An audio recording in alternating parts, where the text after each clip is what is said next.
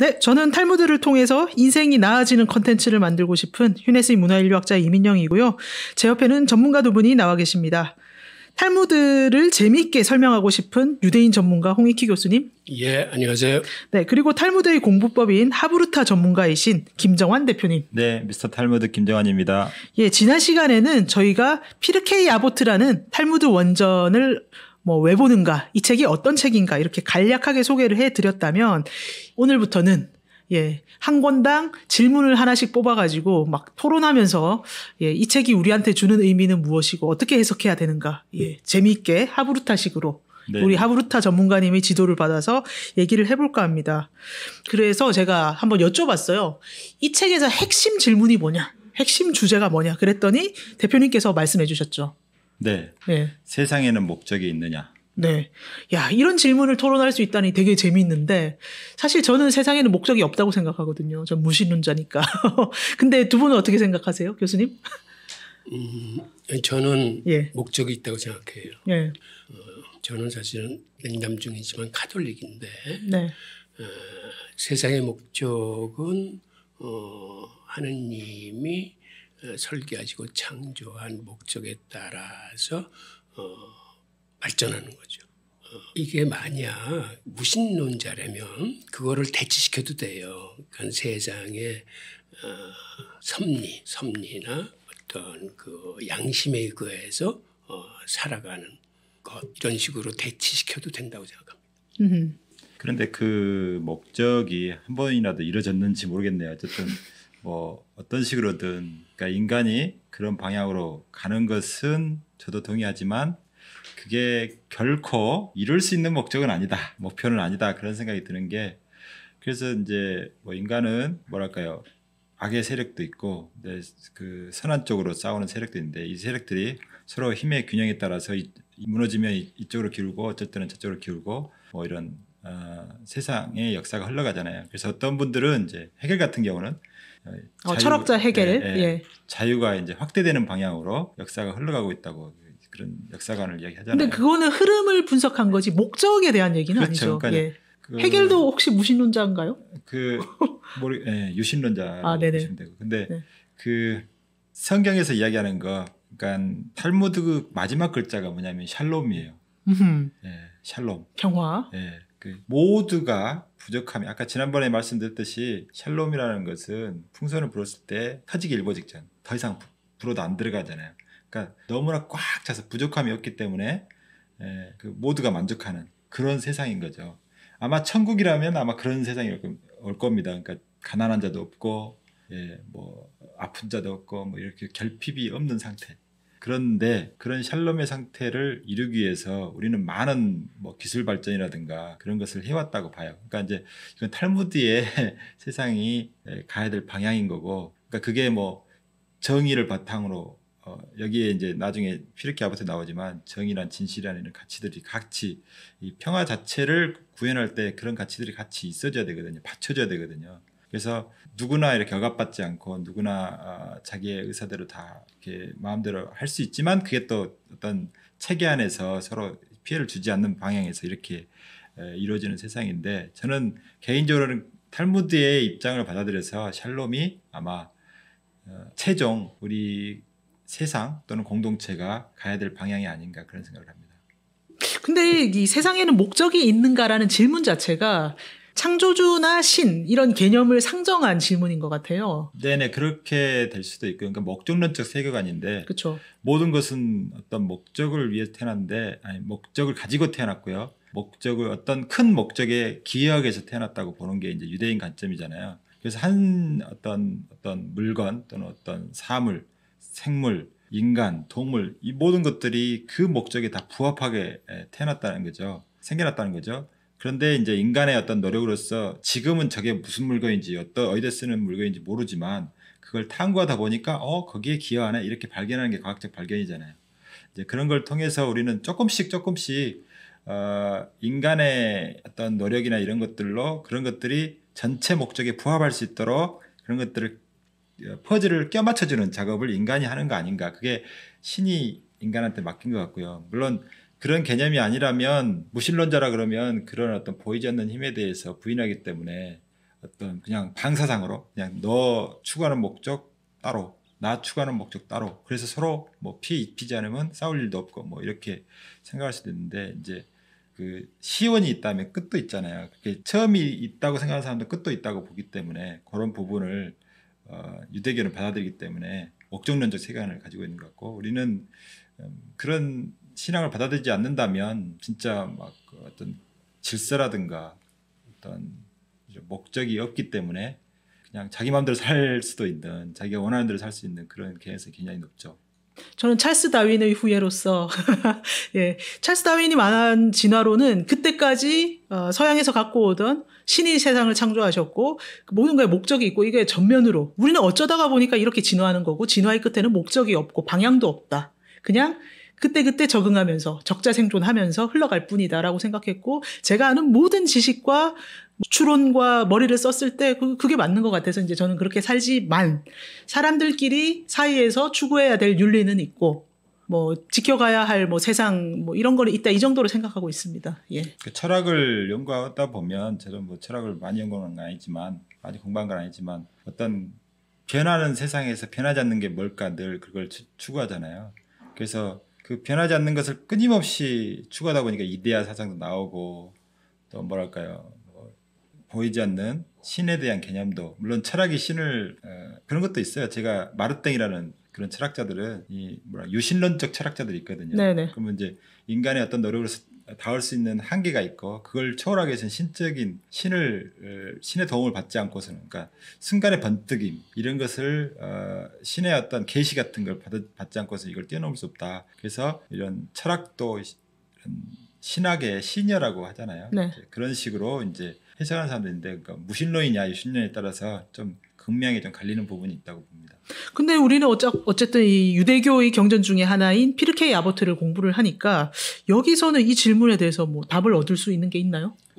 그 마이모니데스라는 랍비가 있는데 네. 12세기 랍비인데 이 양반의 그 지식이나 학식이 너무 높아서 당시 유대 사회에서 디아스포라로 전 세계에 흩어져 있었음에도 이 양반이 카이로에 있었는데 최고 랍비가 된 분이 있어요. 근데 이 양반이 특이하게 의사이자 천문학자이자 랍비로 그 관련 분야 책을 많이 썼어요. 의학책도 많이 쓰고 천문학책도 많이 쓰신 분인데 이 양반이 뭐를 시도했냐면 유대교의 신앙을 아리스토텔레스의 철학으로 설명을 했어. 바로. 그러니까는 그 신앙인들하고 이러한 비신앙인의 철학이 양립 가능하고 설명할 수 있는 것이다라는 걸 시도하신 분이에요. 저는 그런 세석에 대해서 좀 반대하는 편이거든요.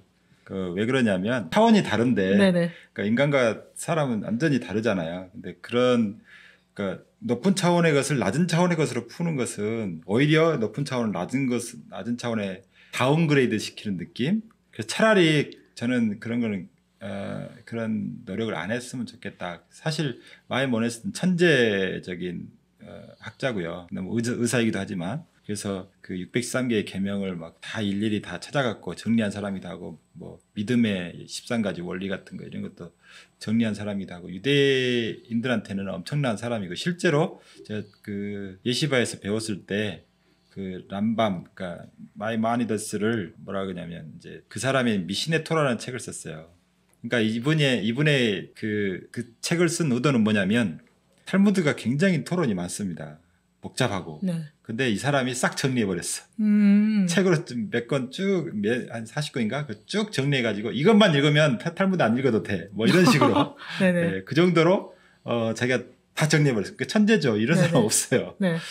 그 방대한 탈무드를 그렇게 정리할 수 있는 사람이 과연 있을까 싶을 정도로 천재인데 그래서 19세기까지는 그분의 책이 텍스트였대요. 교과서. 그래서 그것만 따로 탈무드 안 읽어도 그것만 제대로 받아들이면 그런데 탈무드의 원래 의도가 그거 아니었다는 걸 알면서 이 책을 이제 더 이상 텍스트로 사용하지 않습니다. 뭐냐면 탈무드에서 사용하는 건 뭐냐면 다양한 의견을 추구해요. 그렇죠. 네, 평화를 위해서는 다양한 의견들이 존재해야 돼요. 그래야 어떤 한 의견이 독단과 독선, 또 교리나 뭐 교조주의가 되지 않고 극장의 우상 같은 거 있잖아요. 그런 우상이 되지 않고 누구나 그런 것들이 서로 뭐랄까 화제 토론의 주제가 되고 그런 와중 속에서 새로운 깨달음을 얻는 거지. 그걸 천재가 이렇게 정리해서 그걸 잘 우리 먹기 좋게 책으로 써놨다고 그걸 읽는 것으로 받아들이고 수용하는 것 자체로는 우리가 하나님의 뜻을 새기는데 부족하다는 거죠. 오히려 저렇게 하면 안 되겠다. 그 반성에 의해서 이제 탈무드 다시 돌아왔다.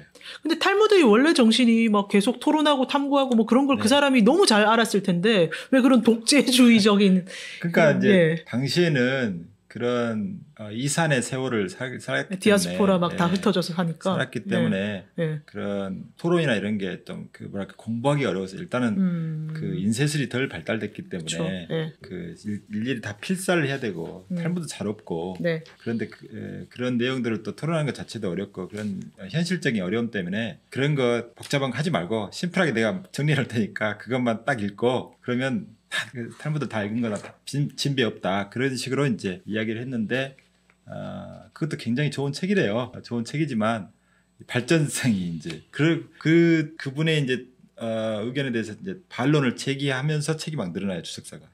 그래서 그분 책도 주석사가 엄청나게 많아요. 다양하고. 그래서 그것만 해도 또 도서관 하나 채우고. 그러니까 유대인들은 이런 다양한 의견들을 이렇게 조금씩 다른 내용들이 막 굉장히 디테일한 내용들이 많아요. 그런 거 하나씩 배우려면 엄청 시간도 많이 걸리고 그래서 토라 한 구절 배우는 거 또는 탈무드 한 구절 배우는 게 너무 힘들어요. 그런 다양한 의견들이 존재하니까. 그런데 마이모니데스의 납비 나름대로의 고충이 있었을 거예요. 왜 그러냐면 그 시기가 그 이슬람이 장악하던 시기였었거든. 그래서 이 양반은 아랍어로 또 이제 책을 썼어요. 그리고 원래 유대인 청년들이 예전에 그 헬레니즘에 빠져가지고 히브리어나 아람어 같은 거를 잊어버리고 그 그리스 철학에 동조하는 세력이 많아. 그 다음에 유대교 교리에 대해서 반신반의하는 청년 세력도 많이 늘어나고 그리고 그 시기가 굉장히 혼란한 시기야. 그 혼란한 시기에는 종교적인 특성이 뭐가 나타났냐 하면 신비주의를 통해서 하나님한테 빨리 구원받고자 하는 이런 게 판을 쳐요. 그러니까 이 양반이 이런 걸 뭔가 합리주의의 논리로서 일단 신비주의의 증폭을 좀 가라앉히고 그다음에 유대교 종교 자체에 대해서 혼란스러워하는 젊은이들한테 그들이 심취해 있는 뭐 그리스 철학을 통해서 이걸 좀 어떻게 설득시킬 수 있지 않을까 하는 이분 나름의 고충이 있었던 것 같아요. 그러니까 그때는 토론을 막 진작해서 사람들이 토론하는 문화를 만드는 것보다는 그 여러 가지 상황상 좀 사람들한테 좀 모아서 이걸 봐라 이렇게 하는 그게 시대적 과제였네요. 이 양반의 주요 저서 중에 하나가 혼란에 빠진 사람들을 위한 그 책이 있어요. 그러니까는 그 얘기는 이 양반이 볼 때 당시에 유대인 젊은이들이 굉장히 혼란에 빠졌다고 보는 거야. 그래서 그런 사람들한테 알기 쉽게 유대교를 설명해 주는 거지.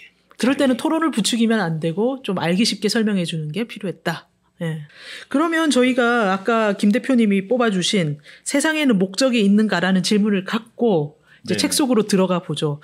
이 책에 제일 처음 나오는 미슈나 1절이 이거예요. 제가 나중에 책 읽기에서 읽어드리겠지만 모세는 시내산에서 토라를 받고 그것을 여호수아에게 전했다. 여호수아는 장로들에게 전했고 장로들은 선지자들에게 전했으며 그리고 선지자들은 위대한 모임의 공회원들에게 전했다. 이거거든요. 이거 아무 배경 없는 분이 보면 무슨 뭐 지식의 족보를 그냥 구절구절. 네, 이거는 매우 중요한 그거죠. 이게 왜 중요합니까? 우리 물건을 살 때 뭐 햇섭 마크 보고 서티파이드 된 거, 그러니까 코셔 마크 보고 이런 게 이거라고 보시면 돼요. 유대인들은 계통을 굉장히 중요하게 여깁니다. 그러니까 하브루타 할 때도 그 마태복음 7장 7절에 보면 구하라 찾아라 뭐 두드려라 그런 유명한 구절 있잖아요. 그게 목조가 사라졌는데 그 마태복음 자체가 유태인들을 위한 복음이에요. 그러니까 유태인들한테 그 이야기만 해도 다 알아들어요. 그러니까 구하라 할 때 스승을 구하는 거고 그 그다음에 찾아라 친구를, 그다음에 두드려라는 토라를 두드리는 거예요. 토라를 같이 연구하는 거예요. 스승의 지도하에 친구하고 열심히 하루도 하면서 때로는 스승의 강의도 듣고 같이 또 토론도 하면서 이렇게 공부해야 진짜 토라를 공부하는 것이다. 그런 뜻인데 그때 스승은 계통 있는 스승을 이야기해요. 그러니까 아무 스승이나 데리고 오는 게 아니라 뭐 성경 잘한다고 그분을 스승으로 모시는 게 아니라 어느 계통에 있느냐죠. 정통 계보에 있는 사람만 스승이 좋은 선생님이 될 수 있어요. 그러니까 모세로부터 여호수아 이런 계통들 있잖아요. 여호수아의 사사로 가고 쭉 있어요. 장로로 가고 이런 계통들이 있는데 그 계통 안에 들어 있으면 정통 그 선생님이라고 생각하시면 되는데 그런 선생님을 어떤 계통의 첫 모세 그다음에 여호수아 장로 이렇게 이야기해 주는 게 그렇게 계통에 의해서 내려왔다라는 것을 보여주는 거예요. 그래서 이건 진짜다. certified 됐다. 그러니까 이제 확인됐다. 더 이상 이거에 대해서 이게 정통성을 의심할 필요가 없다라는 뜻이죠.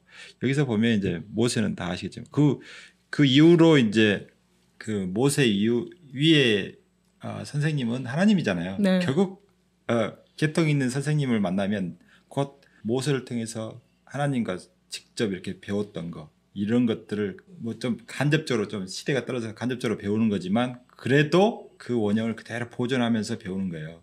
그래서 유대인들은 사실 뭐랄까요, 성경 말씀이 이제 토라 말씀이 주어진 그때에 가까울수록 사람들의 어떤 영적인 능력이 뛰어나다고 봐요. 그래서 가급적 그 앞선 세대 것이 더 새로운 거고 뒤로 가면 더 헌 거예요. 시대를 우리도 말 전할 때 보면 여기서는 A라고 이야기했지만 맨 나중에는 C라고 이야기하는 사람들 있잖아요. 그런 것처럼 가장 정확하게 이야기하는 게 하나님과 모세 사이예요. 그리고 정확하게 또 전달됐는데 중간에 막 빠져나오고 그러면 이거는 좀 이단으로 보는 거죠. 그래서 이런 계통을 이야기할 때 이 계통을 먼저 이야기해 줌으로써 유대인들한테 이건 진짜야. 여기에 나온 사람들은 이런 계보 안에 들어있으니까 믿어도 돼. 이런 뜻이죠. 그러니까 성경도 마찬가지예요. 뭐 아담부터 쭉 계보부터 설명하는 게 유대인들한테 그게 매우 중요해요. 그 계통이 안 서 있으면 그래서 조금 여담이지만 예수님이 그런 부분에서 좀 유대인들한테 인정 못 받았어요. 오. 선생님이 없어. 네네. 예수님한테 없는 게 두 가지예요. 하나는 아버지가 없어. 네. 하나는 거기 수양 아버지잖아요. 네. 예수님은 수양 아버지야. 네네. 자기 진짜 아버지 아니야. 네. 그 다음에 선생님이 없어요. 이 기독교인들이 듣고 선생님 없잖아요. 네네. 알려진 선생님 없어요. 네. 그러니까 이거는 아버지와 선생님이 없기 때문에 유대인들 입장에서는 굉장히 뭐랄까 그러니까 영어로 하면 weird, 좀 이상한 분이에요. 네네. 그러니까 조금 아무리 좋은 이야기를 해도 근본을 모르겠어 뭐 이런 뜻이잖아요. 근본을 모르겠어. 네. 그런데 이제 이제 전체적으로 기독교 신앙에서는 그 아버지와 스승 역할이야. 원래 하나님이신 거죠. 그렇게 보시면 이상이 없고요. 어쨌든 이 부분은 이 진술들이 이런 분들이 가짜가 아니라 진짜라는 것을 보여주려고 맨 앞에다가 이걸 도장을 꽉 찍어 놓는 거죠.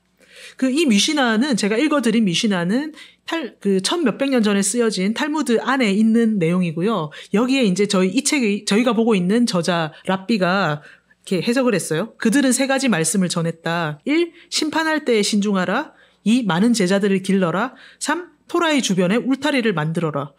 이거 전부 다 암호 같아요, 저는. 심판할 때 네네. 그 유대인들은 제가 말씀드렸지만 정치가 이런 사람들은 없어요. 네. 그렇잖아요. 현인들이라고 있고 그 현인들은 또 하나님 말씀을 배워서 그 말씀 그대로 율법을 연구해서 유대인들이 잘 지키도록 하고 잘 못 지켰을 때 왜 못 지켰는지 그리고 처벌을 할 때 이분들이 판단을 하잖아요. 잘 지켰는지 못 지켰는지. 그러니까 이런 그 재판이 많이 발달돼 있어요. 다른 데보다도 율법 때문에. 율법을 실천해야 되기 때문에. 그래서 심판할 때 신중하라. 당연히 그건 당연한 거고요. 두 번째, 많은 제자를 길러라. 여기는 이제 토라를 배우는 제자들 많이 길러라. 그 판관들은 또한 스승님이기도 해요. 선생님이기도 해요. 그러니까 많이 길러야지. 그리고 토라의 주변에 울타리를 만들어라. 토라의 주변에 울타리를 만들어라. 이 말은 토라 613개 계명이 있잖아요. 근데 613개 계명을 지키기 위한 또 다른 계명들이 있어요. 이거 라비닉 로라 그러는데 이건 뭐냐면 랍비들이 만든 거예요. 이거는 성경에 이거는 계명이라고 제시된 게 아니라 그 계명을 지키기 위한 또 다른 울타리의 역할을 하는 율법들이 있어요. 예를 들면 이런 거죠. 안식일이 뭐 이번 주에는 오후 6시에 시작한다. 그러면은 유대인들은 오후 3시쯤 모든 일을 끝내요. 그리고 안식일 딱 준비를 해요. 원래는 59분에 일을 끝내고 딱 1분 만에 이렇게 안식을 들어가면 되잖아요. 근데 그게 그렇게 하지 말고 그렇게 하면 잘못하면 안식을 범하잖아요. 예, 범하기 때문에 3시간 정도 미리 준비를 해놓으면 그 3시간 이후에 안식일이 시작될 때 제대로 많이 지킬 수 있잖아요. 그걸 이야기하는 거고요. 그러니까 그런 율법들이 너무 많아요. 그러니까 613개 계명만 있는 게 아니라 이 613개 계명을 둘러싸고 있는 율법들이 더 수만 가지. 네. 그 율타리가 그렇게 넓어요. 네. 네, 그 이야기를 하는 거예요. 네. 미시나 1절에 대한 이 랍비 저자의 해석에 대한 김정환 대표님의 해석을 들었고요.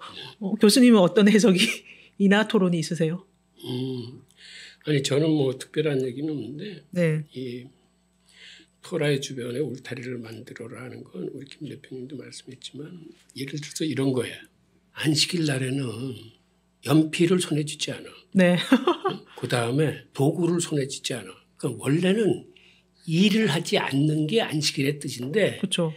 일을 할 수 있는 도구나 이런 것조차 멀리하는 거야. 그게 바로 토라 주변에 울타리를 치는 거예요. 그러니까 예를 들어서 불을 피면 안 돼. 네. 안식일 날 불을 피면 동족이라도 다 죽였어요. 네네. 왜? 불 피는 게 일의 시작이야. 네. 먹을 걸 만들고 뭐하고. 그런데 그 울타리를 치라는 얘기는 불 피는 것만 금한 게 아니라 불을 피기 위한 예비 동작 39가지도 다 금하는 거야. 그러니까 예를 들어서 나뭇가지도 꺾으면은 저건 불을 피기 위한 예비 동작으로 보고 죽이는 거예요. 그러니까는 그런 식으로 그러니까 율법을 범할 아예 다른 모든 요소들을 이렇게 막아놓는.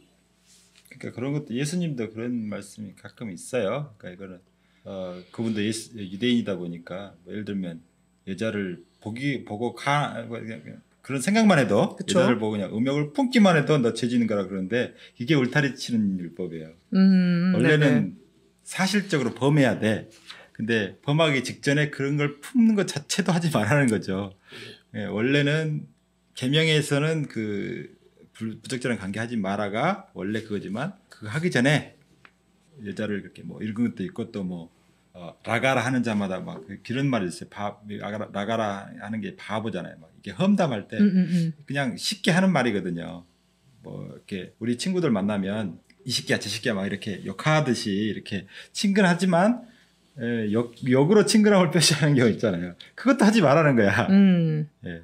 잘못하면 이제 그게 험담이 돼가지고 이렇게 죄를 지을 수 있으니까 그런 예비 동작 우리 교수님이 잘 말씀하시는데 예비 동작. 그래서 유대인 그 안식일에 가보면요, 이 TV 같은 거, 컴퓨터 같은 게 그 거실에 나와 있을 수도 있잖아요. 네. 다 덮어놔요. 안 보이게. TV는 당연히 없지만 컴퓨터 같은 건 가끔 있거든요. 그러면 빨간 보로 싹 가려요. 아예 쳐다보지도 말라고. 그 정도로 이렇게 그 울타리를 치는 율법들이 너무 많아서 유대인들은 사실상 600성의 계명이 아니라 수없이 많은 계명을 지켜야 돼요. 그리고 많은 제자들을 길러라 이 말씀은 랍비들은 하나님의 말씀을 가르치고 전파해야 되는 책임이 있어요. 그건 랍비들뿐만 아니라 유대인은 이라면 다 같이 그런 건데 아키바라는 랍비가 계셨는데 그 양반은 자그마치 제자들을 어느 정도 길러냈냐면 12,000쌍 어떻게 그렇게 하는 거죠? 24,000명. 물리적으로. 이야. 그러니까는 이 제자들을 키울 적에도 이 제자들이 둘이 하브루타를 할 수 있게 쌍으로 길러야 돼. 그러니까는 제자가 자기의 가장 좋은 친구하고 이 하브루타를 하면서 서로 질문하고 토론하고 탈무드에 논쟁을 할 수 있게끔 그래서 24,000명을 길러냈는데 불행하게도 전쟁 중에 그 제자들이 다 죽어. 그러니까는 그렇게 불행한 일을 당해도 그 다음 랍비는 또 그런 걸 계속 해야 돼. 제자들을 길러내가지고 탈무드를 계속 승계 발전시키기 위한 씨앗들을 뿌려내야 돼. 그래서 미시나 1절 그러니까 피르케이 아보트 제일 앞에 나오는 부분이 이런 얘기들을 하더라. 계속 전하고 전했다. 근데 그 전한 말씀이 심판할 때 신중하라. 많은 제자들을 길러라. 토라의 주변에 울타리를 만들어라. 이 세 가지가 정말 중요해서 이렇게 전하고 전했나 봐요. 네네. 그 토라 그 계보. 예. 계보가 있는데 그거를 이제 계속해서 세대를 이어가려면 그 아까 그 뭐죠? 적용할 때 이거 적용이거든요. 예를 들면 심판을 할 때 토라의 말씀을 적용해야 되잖아요. 제대로 적용해야죠. 이게 잘못 적용되면 뭐 억울한 사람 생기고 그러면 토라 저거 배울 필요가 없네 뭐 이렇게 생각할 수도 있잖아요. 악한 법을 내가 왜 배워 뭐 이랬는데 그래서 재판관들이 그러니까 재판관 역할을 하는 랍비들이 그걸 신중하게 접근하라는 거예요. 그래야 그걸 지켜보고 있는 다른 유대인들도 제대로 판단할 때 어떻게 적용하는지를 볼 수 있고 그 다음에 제자는 말 그대로 세대를 계속 이어가려면 많은 사람들이 또 배워갖고 계속 그 제자들 길러내야 되는 거고 그 다음에 또 하나는 울타리를 만들어내면 그게 이게 범하면 안 되거든요. 그만큼 토라의 말씀이 중요하기 때문에 여기에 울타리를 쳐가지고 보호해야 되고 그래서 이게 그렇게 중요하다는 것을 알려줘야 그 중요한 율법이 계속해서 전해지지 중요하지 않다 그러면 다 하찮게 여기가 안 지킬 거 아니에요. 그런 의미입니다. 그래서 그런 내용이 제일 앞에 나와 있다. 네. 그러면 이제 미시나 엄청 많은데 뭘 해야 될까요? 두 번째가 아주 중요해요. 네네. 예, 그러면 미시나 2절로 한번 넘어가 보죠. 여기 의인 쉬므온은 위대한 모임의 마지막 공회원 가운데 하나였다. 그는 말하곤 했다. 세상은 세 가지 기둥 위에 서 있다. 1. 토라 연구 위에 2. 하나님에 대한 예배 위에 3. 선행 그러니까 친절한 행동들 위에 또 전하고 전했다. 그러면서 세 가지 기둥 위에 얘기가 나와서 또 뜬금없는데 저는 이 시몬은 120 위대한 모임의 120명 중에 한 명이었는데 마지막 남은 사람이에요. 그분이 이제 워낙 그 의인으로서 그러니까 뭐 성경에는 의인은 하나도 없나니 다 죄인이라고 이야기하는데 유대인들은 가끔 의인이라고 하더라고요. 그게 뭐냐면 우리가 613개 계명 거기다가 뭐 울타리 쳐진 계명까지 다 지키려면 이거는 뭐 불가능하죠. 지키는 거. 그런데 그 하나님이 그걸 다 지키지 못할 거 다 아시잖아요. 근데 최선을 다해서 지키라는 거예요. 최선을 다하면 다 안 지켜도 그냥 지킨 걸로 간주해진다 그런 뜻이에요. 예. 그러니까 그 모습 어차피 못 지키는 걸 다 하는데 그 100% 다 지켜갖고 의인될 사람이 한 명도 없잖아요. 그렇지만 이런 뭐랄까 그 노력하는 모습 보고 하는데 그 핫자딕이라는 사람, 시몬 핫자딕이라는 사람이 그런 사람 중에 한 명이었는 것 같아요.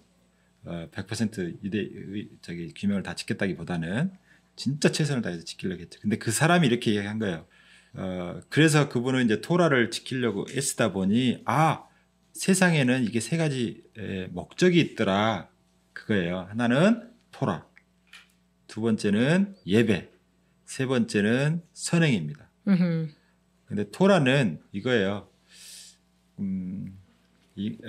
세상이 있기 전에 있었어요. 이제 유대인들은 창조론을 믿잖아요. 그래서 창조되기 전에 우리가 이 세상을 창조하실 때 그 설계도에 해당되는 게 토라였어요. 우리가 집을 짓기 전에 그냥 아무 생각 없이 벽도 쌓지는 않잖아요. 먼저 어떻게든 뭐 아무리 그 설계를 하기 어려운 사람이라도 일단은 개발세발이라도 설계를 하고 나서 이제 그 집을 짓잖아요. 마찬가지로 하나님은 그 설계도를 줬다는 거예요. 그래서 이 토라 안에 우리가 설계도를 보면 뭐가 있고 뭐가 배치되어 있고 뭐가 이렇게 다 어떻게 하는 게 다 나와 있잖아요. 그 모든 것이 다 나와 있어요. 그 집에 대한 모든 것이 다 나와 있어요.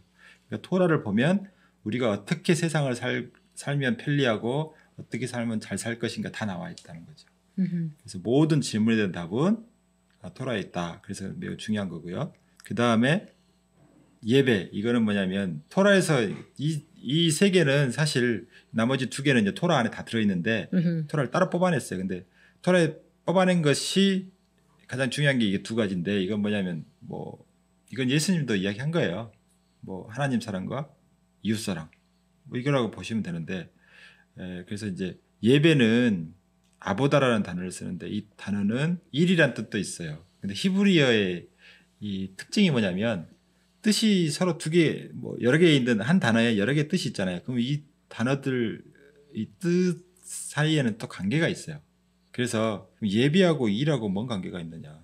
예배와 일 사이에 일이 예배인가? 예배가 일인가? 예. 예. 그러니까 하나님한테 뭐 예배 드리는 거, 찬송하고 기도 드리고 뭐 말씀 읽고 뭐 이러는 것도 예배고요. 또 하나는 일터에서 고객을 위해서 일하는 것도 예배예요.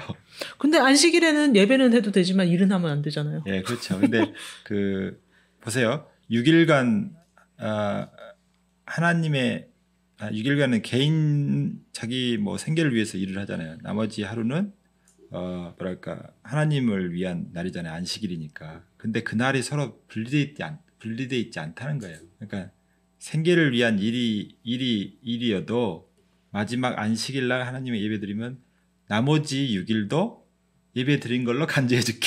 뭐 이런 뜻이에요. 11절도 네. 마찬가지죠. 네네. 11절을 다 너한테 줘야 되지만 왜냐하면 다 내 거거든. 신의 입장에서는 그거 다 내 거예요. 근데 10분의 1만 줘도 나머지 10분의 9도 나한테 드릴 걸로 간주해 줄게. 네. 뭐 이렇게 하는 거예요. 그런 생각이 있다고 해요. 그래서 그러니까 예배라 그러면 하나님과의 관계만 이야기하는데 그렇지 않고요. 예배가 곧 사람과의 관계도 돼요. 그다음에 나머지 뭐 선한 행동 있잖아요. 선한 행위 이게 그밀로트 하사딤이라고 하는데 그거는 이제 헤세드. 그러니까 째다까는 기부 행위에 들어가지만 헤세드는 사랑의 행위예요. 포괄적으로. 그러니까 친절한 행위는 째다까가 하지 않는 이런 것도 있죠. 죽은 사람한테도 할 수 있고 부자한테도 할 수도 있고 뭐 돈 외에도 할 수 있어요. 째다까는 돈으로 할 수 있고 살아있는 것만 할 수 있고 그 다음에 가난한 사람한테 할 수 있어요. 하지만 하사딤, 이 친절은 모두한테 할 수 있어요. 죽은 사람한테도. 그러니까 전쟁에 죽은 사람을 발견했어요. 팠는데 유골이 있어. 그 사람을 매장을 양지 바른 것을 해주는 거. 그건 죽은 사람한테 해주는 거잖아요. 이런 것은 헤세드라 그래요. 그래서 친절한 행위에 들어가는데 이 세 개가 매우 중요한데 이렇게 선한 행위 자체도 이웃한테 한 거지만 또 하나님한테 한 거예요. 그러니까 이거 분리해서는 안 돼요. 우리는 자꾸 분리해서 생각하기 때문에 뭐랄까요? 신적인 어떤 교훈이 인간 어떤 이 현실하고 괴리된 것처럼 여기는데 사실은 같은 거예요. 그래서 이 세 개가 같은 덩어리에 다 있어요. 근데 중요한 이 두 개를 따로 모은 거죠. 근데 이게 나중에는 토라는 정이라는 개념으로 이제 보이지 않는 가치로 정이라는 것으로 연결되고요. 두 번째 예배는 진실, 세 번째는 평화 이렇게 되고 또 하나는 토라가 이제 족장하고 연결되기도 해요. 유대인의 3족장이 아브라함, 이삭, 야곱이잖아요. 토라는 야곱에 해당되고 예배는 이삭한테 해당되고 선행은 아브라함한테 해당돼요. 근데 아브라함이 조상이잖아요. 네. 그러니까 선행이 엄청 중요해요. 그러니까 아브라함이 얼마나 이렇게 선행을 많이 베풀었냐면 뭐 나그네도 많이 대접했지만 자기 집 현관이요 동서남북으로 다 돼 있어요. 보통 문은 현관은 한쪽만 있잖아요. 뒷문 한쪽 있고. 집에 현관이 4개 있어요? 네, 4개 있어요. 네. 4개 있어가지고 그때 당시에 가난한 사람들이 이렇게 문 찾다가 집 돌다가 줄 수도 있어. 집 문 찾다가. 근데 네네. 사방으로 있으니까 닫는 어디든지 다 문을 열 수 있다. 그래서 그 집은 4개가 있었고요. 그리고 이 사람은 또 특징이 뭐냐면 찾아가서 친절을 베푼 사람이에요. 찾아가서 가난한 사람이 도와달라고 오기 전에 미리 가서 이렇게 친절을 베푸는 사람이라서 하나님이 그걸 보고 너무 감동하셔가지고 이렇게 그 사람 그래서 믿음의 조상으로 이렇게 세웠다 그래요. 그걸 보고. 예, 그래서 이런 적장하고 연결되기도 하고 뭐 정의, 진실, 평하고 연결되기도 하고 이 부분이 그래서 나중에 18절에 보면 세상을 지탱하는 3가지 또 나와요. 네. 근데 그때 지탱할 때 그때 지탱은 이건 목적이고 그것은 방식이에요. 방식. 그런 가치들을 추구할 때 이런 목적들을 이룰 수 있다는 거예요. 교수님은 여기서 뭔가 흥미로운 거 있으셨어요? 우선 율법의 기본 정신이 두 단어로 요약할 수 있는데 그게 체다카하고 미슈파트예요. 체다카는 정의라고도 번역되지만 선행을 얘기하는 거예요. 여기서 얘기하는. 네. 미슈파트는 평등을. 네. 그러니까 율법의 613개 율법이 사실은 이 두 개로 분류할 수 있어요. 이 두 정신을 갖고 있는 거예요. 그런데 체다카의 가장 높은 단계의 체다카가 바로 헤세드예요. 네. 헤세드라는 거는 네. 조건 없이 상대방을 도와주는 거예요. 그러니까 물질적인 도움, 정신적인 도움, 지식의 도움, 인맥의 도움 이런 걸 하면서 보상을 바라지 않고 하는 거예요. 근데 불교의 무주상보시? 예. 맞아요. 예. 그런데 그 헤세드는 사실은 신의 품성을 나타내. 신은 인간을 조건 없이 도와. 그래서 신의 품성을 닮아서 인간이 인간을 도우는 가장 높은 단계가 헤세드 정신인데 하시드라고 들어보셨습니까? 아니요. 하시드는 뭐냐면 초정통파 유대인들인데 검은 모자 쓰고 구렛나루 기르고 여름에도 검은색 오바 입고 다니는 사람들. 네네. 이 사람들은 경건한 사람들이라고 불리우는 사람들인데 그게 헤세드와 관계가 있어요. 하나님의 조건 없는 사랑이 헤세드고 그 헤세드를 받은 사랑이 바로 하시드야. 그래서 이 책에도 지금 하시드에 대한 얘기가 계속 나오는데 이게 헤세드하고 그렇게 연결돼 있고 원래 헤세드는 신의 조건 없는 사랑을 나타내는데 그게 인간한테 들어오면 인간이 베풀 수 있는 체작가 중에 가장 최고 품격의 선행이 되는 거예요. 그래서 미시나 2절에서는 1, 2절이 진짜 되게 원론적인 얘기를 하는 것 같아요. 네, 요 세 가지를 제대로 기억하면요. 네. 풀면은 네. 나머지는 그냥 주석이다. 보시면 돼요. 왜냐하면 이게 토라를 네네. 요약한 거거든. 네네. 그러니까 나머지는 뭐 더 이상 그냥 가볍게 읽어도 될 정도예요. 근데 나머지 절들은 좀 와닿더라고요. 예, 이제, 그렇죠. 요거는 좀 큰 범위에서 좀 이야기하는 뜬금없긴 해요. 1, 2절은 저는. 네. 네. 그래서 3절을 읽어드리면 그 소호의 지도자 안티고노스가 의인 시므온으로부터 토라를 물려받았다. 그는 말하곤 했다. 보상을 받기 위해 그들의 주인을 섬기는 종들과 같이 되지 말라. 대신에 보상을 받기 위해서 그들의 주인을 섬기는 것이 아닌 종들과 같이 되라. 그리고 천국에 대한 경외함이 너희들에게 있게 하라. 뭔가 보상을 받기 위해서 그 주인을 섬기는 그런 게 아니라 주체적이고 자주적인 그런 뭐 정신을 강조하는 것 같아요. 이게 바로 헤세드 정신이에요. 네. 그러니까 보상을 받지 않는 건 조건 없는 도움, 조건 없는 사랑이에요. 그런데 이제 이게 뭐랄까요? 보상을 바라는 사람은 좀 잘못된 거냐? 그렇게 보시면 안 되고요. 네. 이제 여기는 신앙의 정도를 이야기하는데 단계가 있다 그래요. 처음에는 두려워서, 그러니까 이때 두려움은 처벌을 두려워하는 거예요. 뭐 안 지키면 죽이겠다, 살리겠다 그러면 그게 되게 두렵잖아요. 그래서 그것 때문에 할 수 없이 믿는 거, 그런 단계가 있고 조금 더 이제 익숙해지면 그거는 이제 어떻게 극복하겠는데 그 다음에는 보상을 바라고 믿는 단계가 있어요. 뭔가 좀 이걸 예수님 믿으면 또는 하나님 믿으면 병이 낫겠지. 우리나라에 좀 대부분 그렇지 않나요? 네, 병이 낫겠지. 네. 뭐 이렇게 11조를 하면 부자 되겠지. 그쵸. 뭐 이런 기대를 갖고 그 안 해주면 또 삐져갖고 나가고 막 그러는데 그런 믿음 단계가 있고요. 그 나쁜 게 아니라 믿음이 연약하다고 그쵸. 보시면 돼요. 네. 아이들 똑같아요. 키우다 보면 처음에 아빠가 이렇게 매매할까봐 두려워서 아빠 말 듣다가 나중에는 이제 아빠가 뭐 잘해주니까 그 맛에 하고 나중에는 그거 필요 없어. 하나님 자체가 좋으니까. 그러니까 여호와를 기뻐하라 뭐 그런 식구들도 있거든요. 그러니까 여호와 자체가 좋지 뭐 하나님이 뭐 뭘 나한테 선물 주고 안 주고 바라지도 않아. 처벌 당연히 뭐 처벌하셔도 괜찮아. 매매해도 좋아. 뭐 이런 거 있잖아요. 네. 그런 아들 딸을 가지면 얼마나 좋겠어요.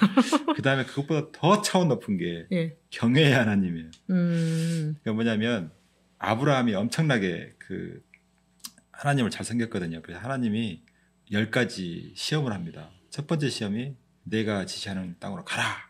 뭐 어디로 가라는 얘기도 안 했어요. 가나안 땅이라고 얘기하지도 않았는데 어쨌든 갔어. 그 방향으로 갔어요. 그게 첫 번째 시험이었고 마지막 시험이 뭐냐면 이삭을 이제 번제단에 모리아산 그 제단에 바치려고 그랬는데 천사가 갑자기 이렇게 했잖아요.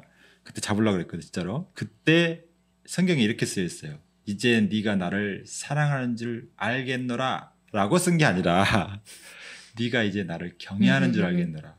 뭐냐면 그러니까 이제 사랑이 하나님, 여기 이제 나중에 이 책에도 나와요. 사랑이 하나님으로는 부족해요. 왜냐하면 우리가 너무 사랑한다면 너무 친밀하기 때문에 함부로 할 수도 있거든. 근데 이때 경외함은 이런 처벌을 두려워함과 달라요.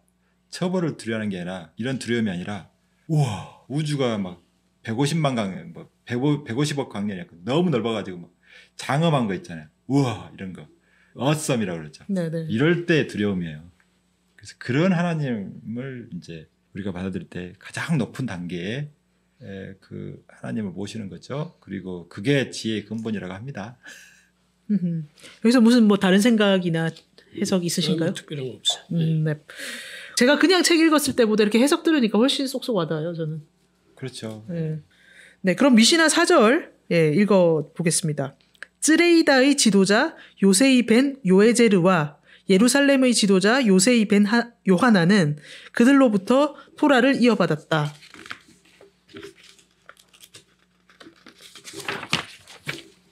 쯔레이다의 지도자 요세이 벤 요에제르는 말한다. 너희들의 집이 현인들을 위한 만남의 장소가 되게 하라. 그들의 발의 먼지 속에서 거하라. 그리고 목마름으로 그들의 말들을 마셔라. 근데 저는 앞에 막 전하고 족보는 다 재미없고요. 마지막 말은 뭔가 되게 의미심장한 것 같아요. 너희들의 집이 현인들을 위한 만남의 장소가 되게 하라.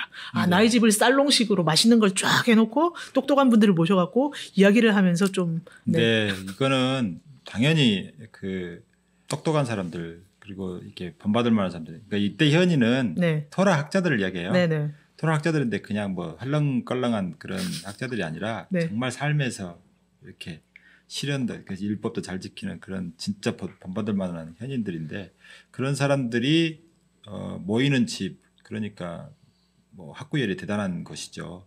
이렇게 집을 이렇게 만남의 장소를 하면 거기에 복이 엄청나게 들어와요. 그 아세요? 그 언약궤만 이렇게 갖고 있어도 복을 받은 있어요. 하여튼 갑자기 기억이 안 나네 무슨 그런 거 있어요. 마찬가지로 하나님 이 현인들은 하나님 말씀 덩어리예요, 덩어리. 그 복의 통째로 여기 와 있다면 복이 엄청나게 임한 거죠. 네. 그러니까 이런 게 있어요. 내가 설령 좀 보잘것없더라도 옆에 있는 사람이 좋으면 나도 같은 대접을 받는다. 이런 게 있어요. 내 친구가 그러니까 우리 살면서도 다른 사람들한테 얘기할 때 내 친구 중에 장관 있어. 이렇게 이야기할 때 뭘 기대할까요? 나도 빛나 보이기를. 네. 장관 있는 친구. 내가 장관은 아니지만 장관 있는 친구로라도 좀 대접받고 싶은 마음이 그런 거 아니라 똑같아요. 네. 이런 분들을 모시면 나도 그렇게 복을 받는다 이거죠. 내가 그 현인들처럼 되지는 않을 수도 있어.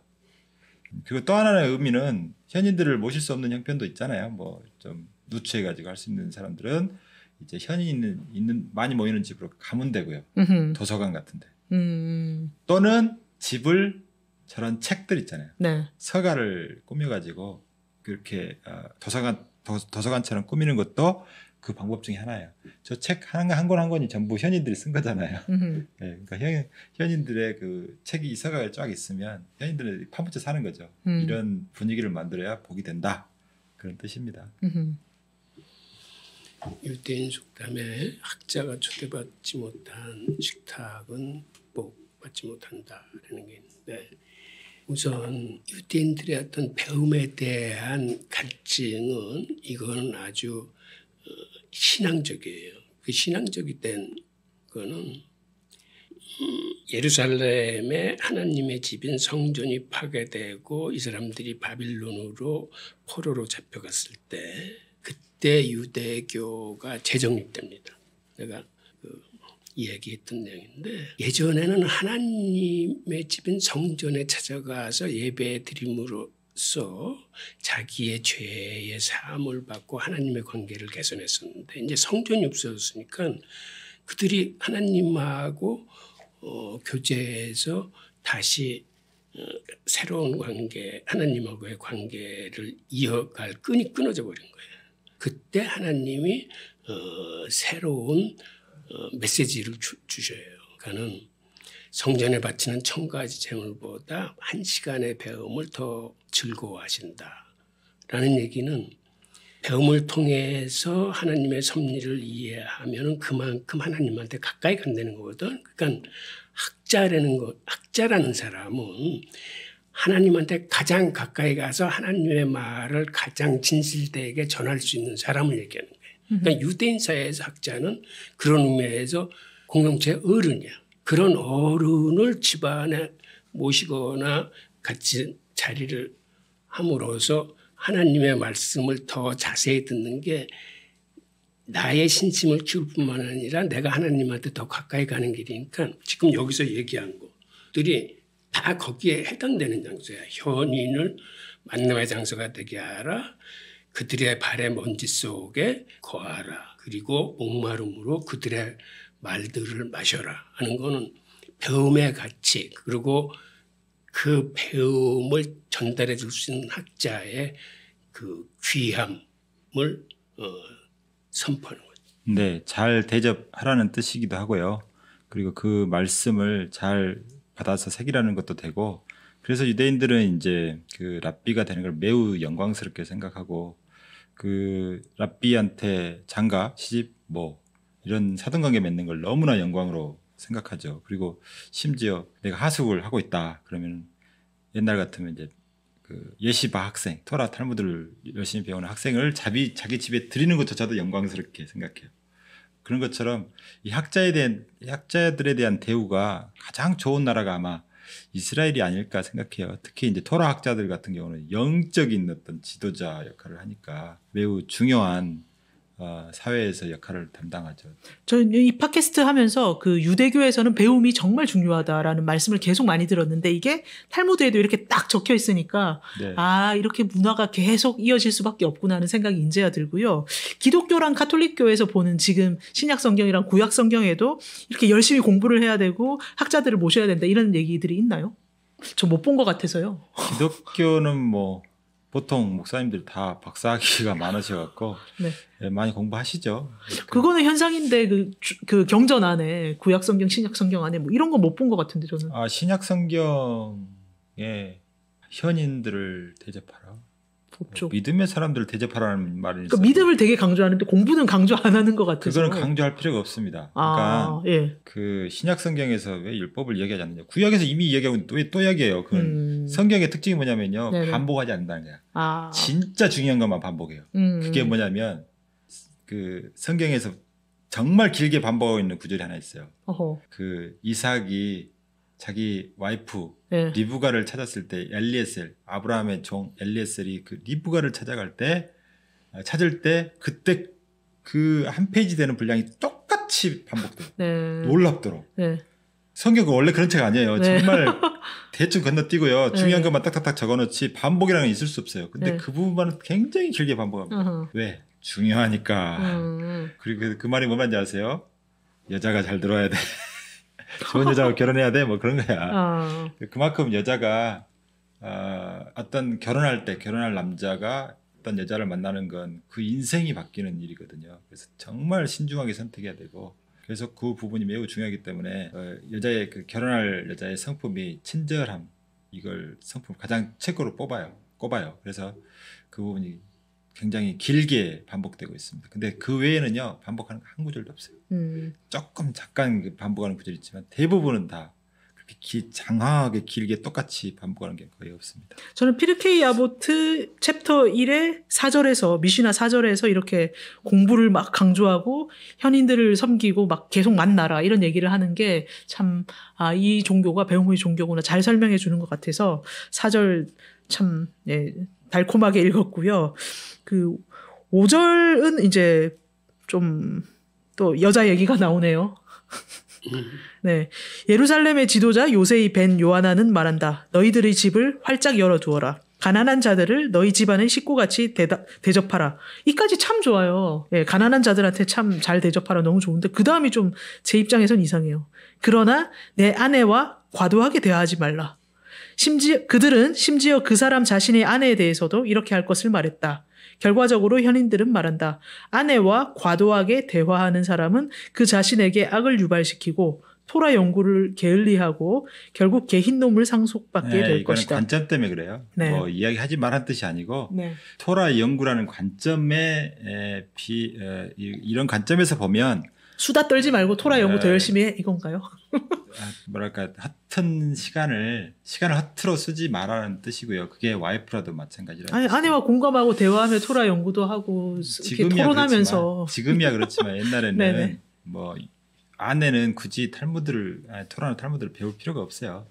아이들을 잘 기르고 현모양처. 유대인들은 지금 고등학교만 되잖아요. 제가 LA의 그 여학교 거기는 남녀 공학이 없어요. 다 남녀 구별을 해갖고 이렇게 거기 가고 6명한테 이렇게 앉혀놓고 인터뷰를 했어요. 인터뷰했는데 걔네들은 여자들 보통은 고등학교 졸업하고 2, 3년 길면 4, 5년 안에 시집을 거의 다 갑니다. 네네. 그 걔네들한테 물어봤어요. 너희들 미국의 그 유명한 정치인 힐러리라든가 뭐 셀레브리티 연예인 중에 뭐 마돈나라든가 이런 사람들이 부럽지 않느냐, 이렇게 되고 싶지 않느냐 그랬더니 전혀 안 부러운데요. 우리는요 그 고등학교 졸업하고 2, 3년 후에 시집 가는 게 저희들의 꿈이에요. 그리고 애들 많이 낳고요, 부모 잘 섬기고요, 그게 꿈이에요. 현명왕처가 꿈이래. 깜짝 놀랐어요. 다시 해야 어떻게 되나? 미국 애들이? 그 정도로 가르침이 달라요. 거기서는 이렇게 세상으로 이렇게 이렇게 이름 나는 거, 그거 헛된 명성으로 보고 진짜는 그거 아니다. 변하지 않은 하나님을 섬기는 거, 그리고 네가 자식을 낳아서 그 아이가 다시 또 토라를 배우고 이 세대를 계속 이어가는 거, 전통을 이어가는 거, 그게 진짜 중요한 거지. 뭐 마돈나나 이런 사람들은 돈 많이 벌 수 있겠지만 그건 바람 한번 훅 불면 다 날아가는 거야. 중요하지 않아. 그러니까 중요한 것에 하라 그래서 이제 대부분 그 나이에 가기 때문에 애를 많이 낳아요. 많이 낳고 또 하브타식으로 잘 길러요. 그러니까 거기서 인재들이 많이 나와요.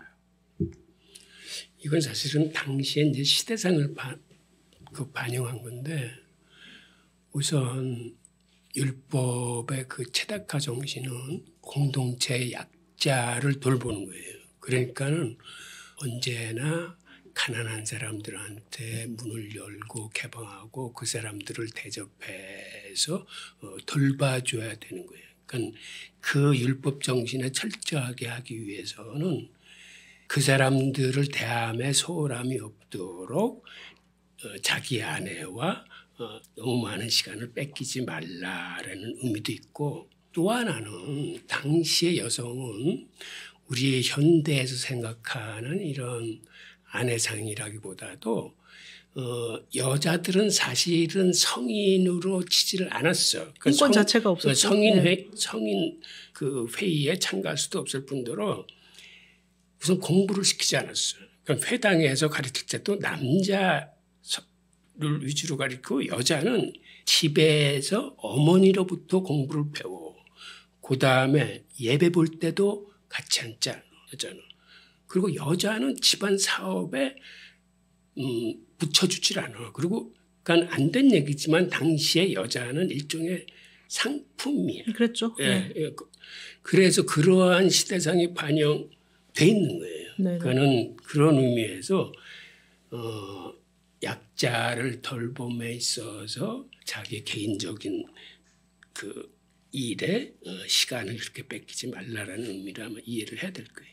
그 여기는 이제 그 보시면 현자나 가난한 자나 이 대접을 잘 해주라 그러는데, 그러면 현자하고 가난한 자는 동등한 거네요. 맞아요. 그러니까 현인들은 말씀을 많이 담고 있잖아요. 근데 네. 이제 이렇게 그 현인들의 말씀을 실천하는 부분을 이야기할 때 가난한 자를 돕는 걸 매우 중요하게 생각합니다. 그래서 뭐 네가 현인들 통해서 말씀 많이 배웠어. 그럼 쏘와. 그래서 뭐 어떻게 살 거야. 가난한 사람 돌보라는 거죠. 그래서 이 가난한 사람들이 뭐랄까요, 그냥 가난한 사람들 오라 그러면 여기 뭐 오늘 굶은 사람 오세요 이렇게 부르면 안 돼요. 똑같은 선님처럼 돼요. 선님처럼 불러야 돼요. 그 사람들이 마음에, 그 가난한 사람들은 좀 자존감이 낮아져 있어서 조금만 민감하게 반응하잖아요. 조금 대우가 좀 소홀하면 되게 서운하게 생각해요. 그러니까 그런 마음을 생각해서 절대 가난한 사람이지만 가난한 사람 대우가 있어는 안 돼요. 그래서 집안의 식구같이 대접하라. 그리고 또 놀라운 그 통찰이 뭐냐면 탈무드에 가난한 아이들로부터 배우라 그러거든요.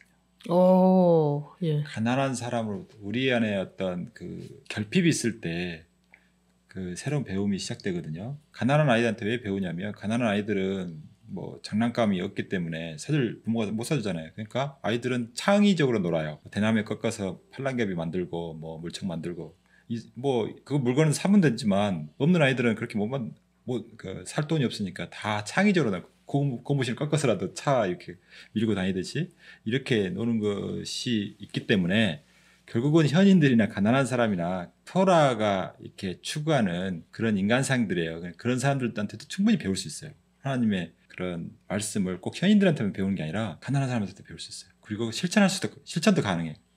현인들한테도 우리가 대접할 때 뭐 돈도 많이 들지만 그 돈을 또 가난한 사람한테 쓰는 것도 곧 현인들한테 쓰는 거나 별 차이가 없는 거죠. 그 말씀 들으니까 이제 미시나 5절은 그 뭐 여자에 대한 시대상이 달라서 좀 해석을 적극적으로 하면 되게 좋은 말씀인데 6절은 그냥 지금 바로 실천해도 될 것 같아요. 여호수아 벤 프라흐야와 아르벨리의 니타이가 그들로부터 토라를 이어받았다. 또 족보 얘기하고 여호수아 벤 프라흐야는 말한다. 내 자신을 위하여 한 스승을 모셔라. 내 자신을 위해 친구를 찾으라. 그리고 모든 사람을 장점을 가지고 판단하라. 스승 필요하고 친구 필요하고 모든 사람. 하브루타 이야기. 그 하브루타 이야기인데요. 사실 하브루타는 여기 이제 이렇게 모이면 하브루타를 할 거 아니에요. 현인들이 우리 집에 모이면 4절에서 모이면 하브루타를 할 거 아니에요. 막 토론하고 막 정신없이 할 거 아니에요. 그런데 여기서 이제 5절에서는 이제 가난한 사람을 대접하라고 그러잖아요. 이게 사실은 서로 연결돼 있어요. 하브루타와 ጼ다카는 서로 연결돼 있습니다. 어떤 원리로 같은 원리예요.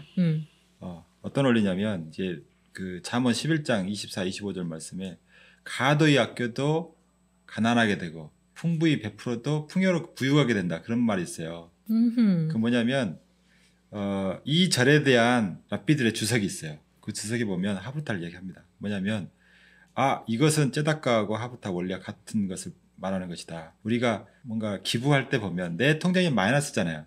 근데 마음은 기뻐요. 네, 그 원리가 있고요. 또 하브루타도 똑같이 많이 가르쳐줄수록 가르친 사람이 더 많이 배워요. 손해가 아니에요. 기부도 손해가 아니야.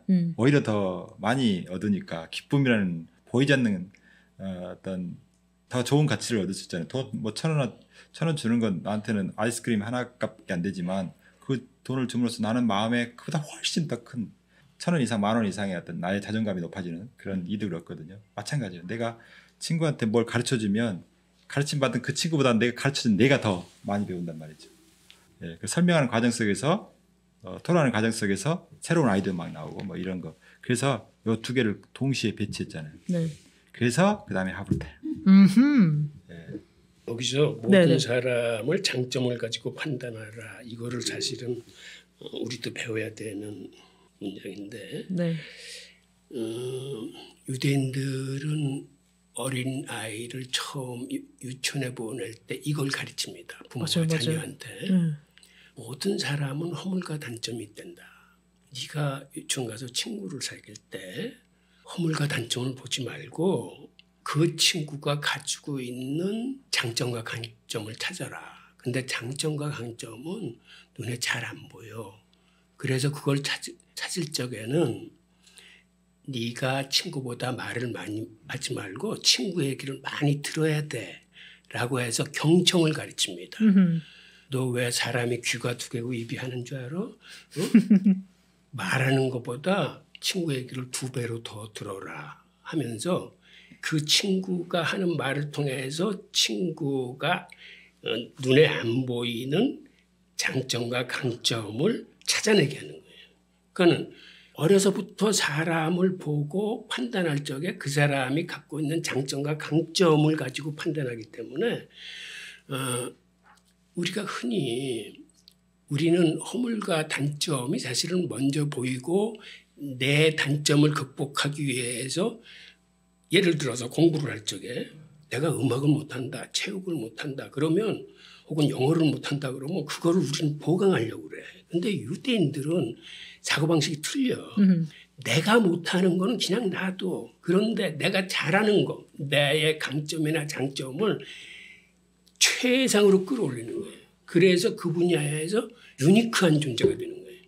그러니까 장점을 가지고 판단하는 거는 바로 사람이 베스트가 되는 게 아니라 그 분야에서 유니크한 인재로 클 수 있는 아주 귀한 이게 말이에요. 또 하나는 이 말이 이런 것도 생각할 수 있습니다. 뭐냐면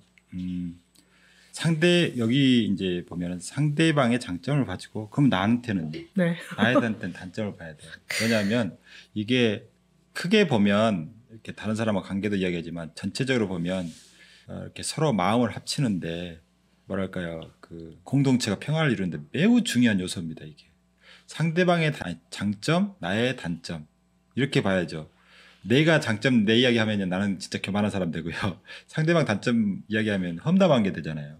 그렇게 하면 내가 반대로 해야 됩니다. 보통 사람이 스스로 내가 잘못했다 그러면 사람들이 나 별로 그렇게 이렇게 손가락질 안 해요. 내가 시인했으니까. 그 반대로 내가 잘났다 그러면 엄청나게 손가락질 하겠죠. 근데 이게 화해의 방법이라는 거예요. 둘이 앉아서 화해할 때 뭐랄까 상대방의 지적하기 시작하면 서로 이제 진실 게임이 됩니다. 그리고 방어하다 보면 서로 화해할 수가 없어요. 그쵸. 법원에 가야 돼. 그거는 이제 법원에서 할 일이야. 법원 가기 전에는 내가 잘못한 거 시인하고 상대방도 상대방이 잘못한 거 시인하면 그냥 합쳐져요. 서로 비난할 수가 없어. 서로 자백해버렸으니까. 근데 그 반대로 하면 다 헤어집니다. 그런 식으로 상대방의 장점을 이야기해주고 내 단점을 이야기했으면 상대방의 장점을 이야기해주면 당신이 고마웠던 거 이거 나의 잘못한 거 이거 그러면 싸울 리가 없어요 사실. 이게 좋은 관계를 맺는 데 아주 중요한데요. 보십시오. 좋은 스승, 좋은 친구, 좋은 관계 이런 것들이 다 어우러져 있어요. 그러니까 좋은 것을 배웠으면 그것을 삶에 써야 되는데 가장 먼저 나타나는 게 관계에서 드러나요. 내가 어떤 거 좋은 걸 배웠으면 그걸 실천할 때 그런 좋은 관계가 있다면 그렇다면 나는 잘하고 있는 거예요 지금. 네. 야, 근데 뭐 계속 말씀이 주옥 같아요. 저는 이거 다 프린트해서 냉장고 앞에 붙여놓고 싶은 되게 금과 옥조처럼 좀 삶의 교훈? 뭐 화장실에 많이 붙어 있잖아요. 이런 것들. 근데 탈무드에서 뽑아내서 붙였다 그러면 더 와닿고 막 정통성 있어 보이고 네, 그럴 것 같네요. 이분들은 그렇게 살아왔기 때문에 이런 말씀 한마디 한마디가 이제 주옥 같죠. 말 그대로 주옥입니다. 네. 미슈나 7절부터 또 뒤도 다 주옥 같은데 이거는 다음 편에 또 저희가 좋아요, 구독, 댓글 3종 세트로 응답해 주시면 저희가 더 주옥 같은 말씀으로 찾아뵈면 어떨까요? 네, 감사합니다. 네. 감사합니다. 네.